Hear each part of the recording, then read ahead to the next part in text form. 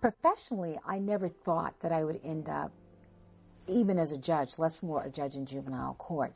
So it wasn't so much that I was thinking that that would be my professional track, but I always had a special place in my heart for children's issues. And I really think that that goes back to my parents.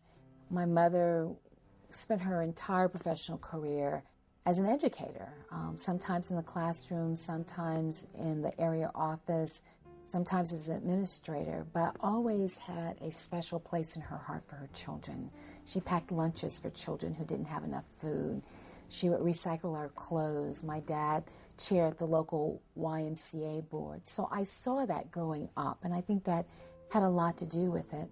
Some people find their passion, and some people, the passion finds them. And it wasn't until I began my work as a juvenile court judge that I really fully embrace what I now understand was what I was supposed to do.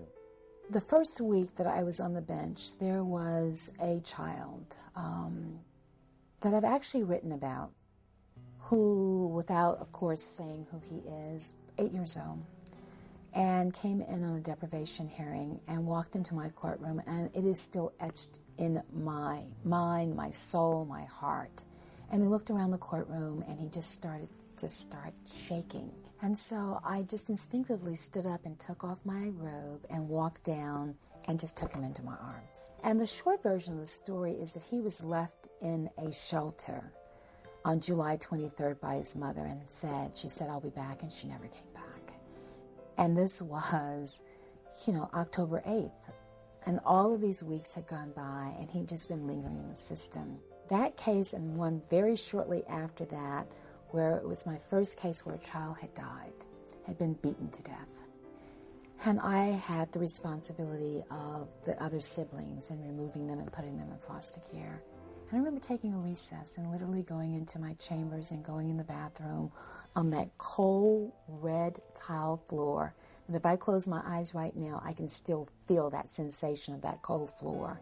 And putting my head on that white, cold sink and saying, I don't know if I can do this. And for me, that was the demarcation. That either I was going to get up off my knees that day with kind of this rod solidified in my back, that this is where I was supposed to be, this is my work, this is what was assigned to me to do, or I couldn't have done it anymore. We need to pay attention to where our money is being spent, and we need to ask hard questions of the people that we're electing.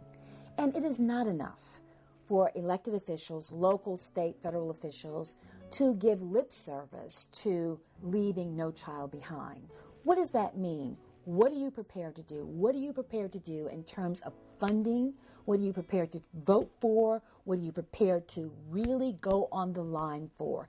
And we have got to pay attention, and we've got to send strong messages to our elected officials that we're watching, and that if you aren't going to do the right thing, we're going to find people who will be in those positions to do the right thing.